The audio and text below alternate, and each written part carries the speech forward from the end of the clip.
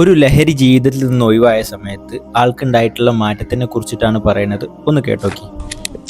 മദ്യപാനം നിർത്തിയിട്ടുള്ളൊരു ജീവിതം എന്ന് പറയുന്നത് എന്താ പറയുക, പുതിയൊരു ശ്വാസം, പുതിയൊരു പ്രകാശം, കാറ്റൊക്കെ ഇപ്പം എൻ്റെ ശരീരത്തിൽ അടിക്കാൻ തുടങ്ങി.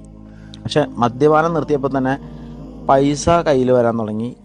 ഈ നമ്മുടെ അനാവശ്യമായിട്ടുള്ള പുതിയ വന്നു കയറിയ കുറേ പരിചയമില്ലാത്ത പണ്ട് മുതലുള്ള അല്ലാത്ത കുറേ കൂട്ടുകാരുണ്ടായിരുന്നു, അവരൊക്കെ പോകാൻ തുടങ്ങി.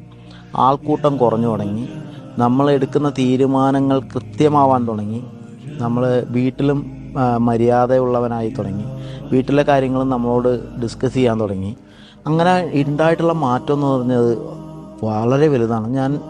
ഞാനിങ്ങനെ ആലോചിക്കുകയായിരുന്നു, ഇത് ഈ 36 വയസ്സിൽ വന്ന ഈ ബോധോദയം ഒരു 20 വയസ്സിലൊക്കെ വന്നിരുന്നെങ്കിൽ ഞാൻ ആരായേനെ?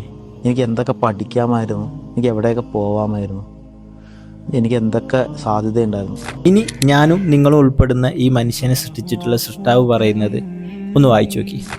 മദ്യവും ചൂതും പ്രതിഷ്ഠകളും ഭാഗ്യപരീക്ഷണത്തിനുള്ള അമ്പുകളും പൈശാചിക വൃത്തികളിൽപ്പെട്ട മാലിന്യങ്ങളാണ്.